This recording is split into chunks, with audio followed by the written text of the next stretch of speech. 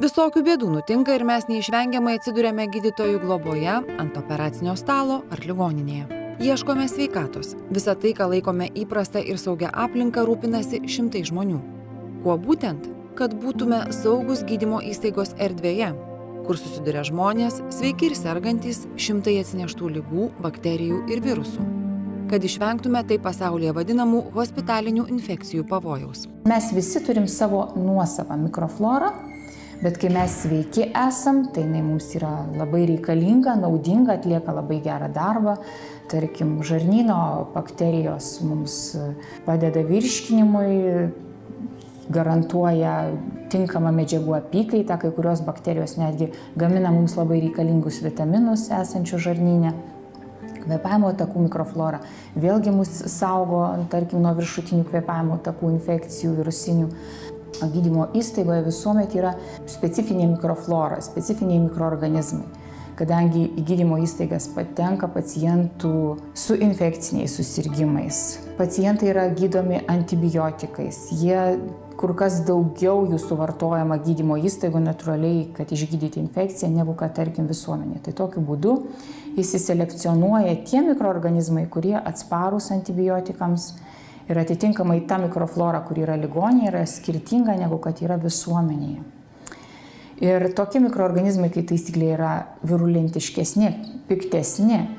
Hospitalinės infekcijos – viena aktualiausių gydymo įstaigų problemų visame pasaulyje. Sveikam ir stipriam turinčiam tvirtą imuninę sistemą žmogui tai nė motais.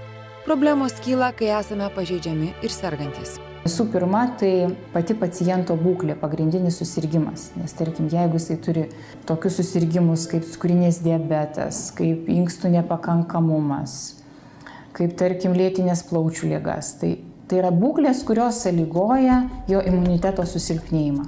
Tai natūralu, kad jisai patekęs į ligoninę, iš karto turi didesnę riziką įgyti hospitalinę infekciją. Lygiai taip pat, jeigu atlikta pacientui operacija, atverti jo natūralūs apsauginiai barjerai, tai yra intervencija į jo organus.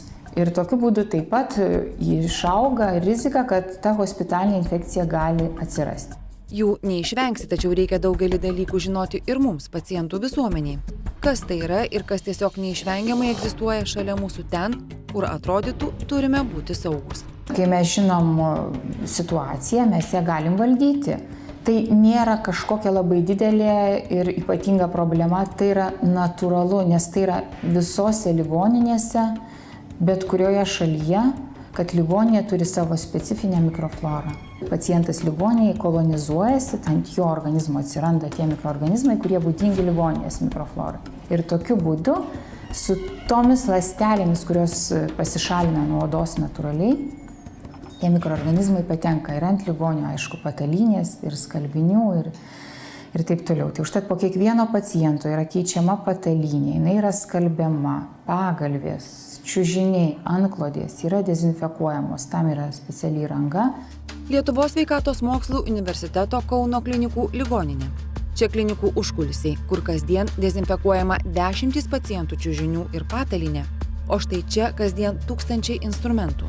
Užkratas šioje grandyje, įsitikinsite patys, yra neįmanomas. Atliekamas jų pirminis plovimas, rankinis, kruopštus nuplovimas, o toliau jie yra pakraunami į plovimo mašinas. Ir tokiu būdu automatizuotai jie yra plaunami atitinkamai nustatytą laiką, atitinkamoje temperatūroje su tam pritaikytais automatizuotam plovimui detergentais.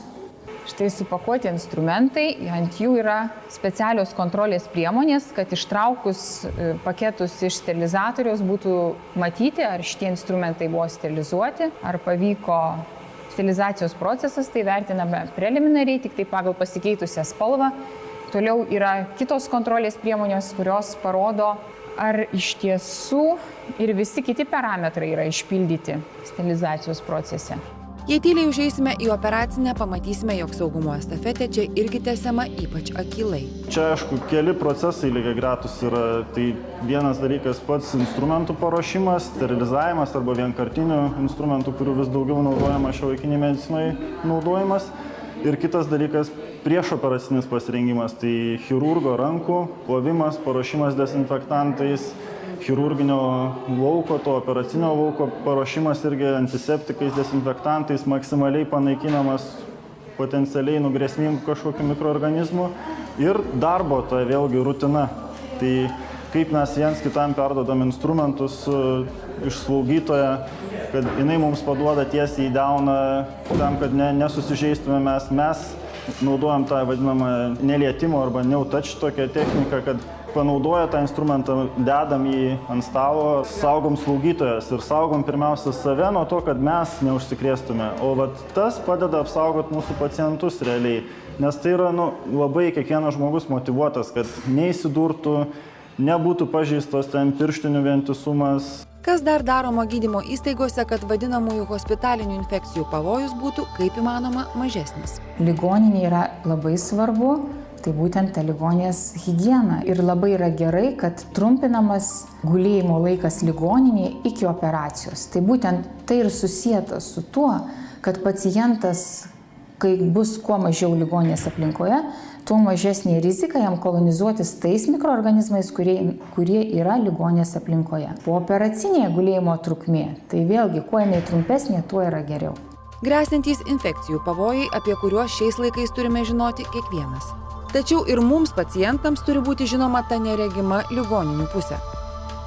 Čia vyksta milžiniškas darbas, nematomai tarsi už teatro uždangos dirba šimtai specialistų. Be jų darbo šiandieninė medicina ir kiekvienas būtume tikrai bejėgiai. Klinikinės chemijos laboratorijoje atliekama automatizuoti tyrimai įvairių, mes atliekame virš 300 analičių ir atliekame beveik 2 milijonus tyrimų per metus. Tai tiek ir hematologiniai tyrimai, bendrieji kraujo įvardinami tyrimai, krešėjimo sistemos tyrimai, onkologinių ligų įvairūs žymenys. Atkeliavę mėginiai iš įvairių klinikų skyrių ar operacinių. Čia dieną ir naktį skubiai atliekami tyrimai. Biopsiniai, bendrieji kraujo, šlapimo, imuniniai. Tai neatsiejama gydymo proceso dalis, nes be to nebūtų įmanoma nustatyti tikslios diagnozės. Kuo anksčiau mes nustatysime sukėlėją, kuris sukėlė konkrečiu atveju konkrečiam pacientui ligą, tuo greičiau mes nustatysime to sukėlėjo atsparumą antibiotikams, tuo greičiau gydytojas paskirs racionalų gydymą. Kas tie nematomi dalykai, kurie 21 amžiuje dar daro įtaką hospitalinių infekcijų plitimui? Sunku patikėti, tačiau tai dažno mūsų pažeistas mikrofloros pasaulis, sutrikdytas pernelyg gausaus antibiotikų vartojimo.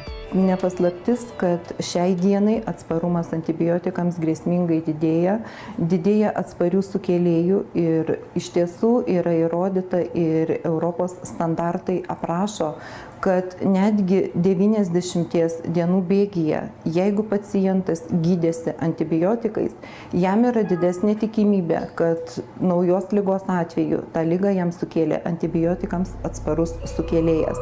Antibiotikai nuo pat atsiradimo pradžios šalia teigiamo poveikio turi ir neigiamą.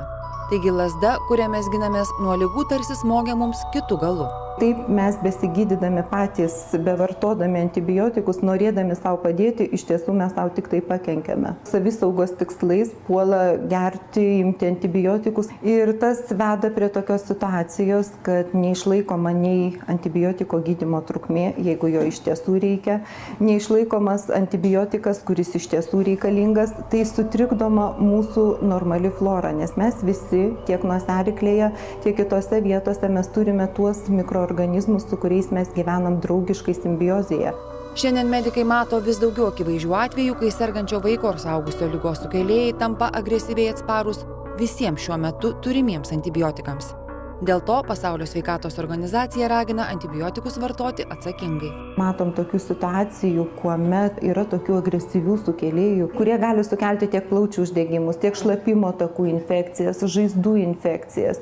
Ir būtent šitie sukėlėjai yra tokie agresyvūs, kad jie yra atsparūs visiems šiai dienai turimiems antibiotikams. Ir tikrai nereiškia, kad tai nuleidžiamos rankos, kad medikai nebando ieškoti įvairių alternatyvių. Prisimenami visi įmanomi variantai antibiotikų antibiotikai, einama ir į tuos antibiotikus, kurie jau yra išėję ir jau pašalinis efektas yra, vien dėl pašalinio efekto mes negalėtumėm naudoti. Bet iš tiesų tokiom situacijom išbandomi ir tokie atvejai, bet mirties atveju taip pat jau pasitaiko. Artėjant prie 2015 metų mes sugrįšime į prieš antibiotikų erą, kuomet iš tiesų nebeturėsim antibiotikų veiksmingų prieš tam tikrų ligų sukėlėjus. Susirgę, susižeidę ar sunegalavę ir atsidūrę ligoninėje tarsi jaučiamės savaime saugus medicinos įstaigoje šalia išmanančių savo darbą profesionalų. Čia tobula aparatūra, geraširdės slaugytojos, baimė ir viltis ir šalia nematomas užkrato pavojus. Ta turime atminti kiekvienas, tiesiog žinoti, domėtis ir stengtis patys jį įveikti. Jeigu lietė palatoje gulinčio kaimyno daiktus, jeigu lankėsi tualete ar grįžo po tam tikros diagnostinės procedūros į savo palatą, tai yra pacientams labai rekomenduotina nusiplauti rankas. Pacientai turi žinoti tokius dalykus, žinoti tuos rizikos veiksnius, kas jiems sudaro galimybę įgyti tą vadinamą hospitalinę infekciją ir tokiu būdu kaip ir apsisaugoti.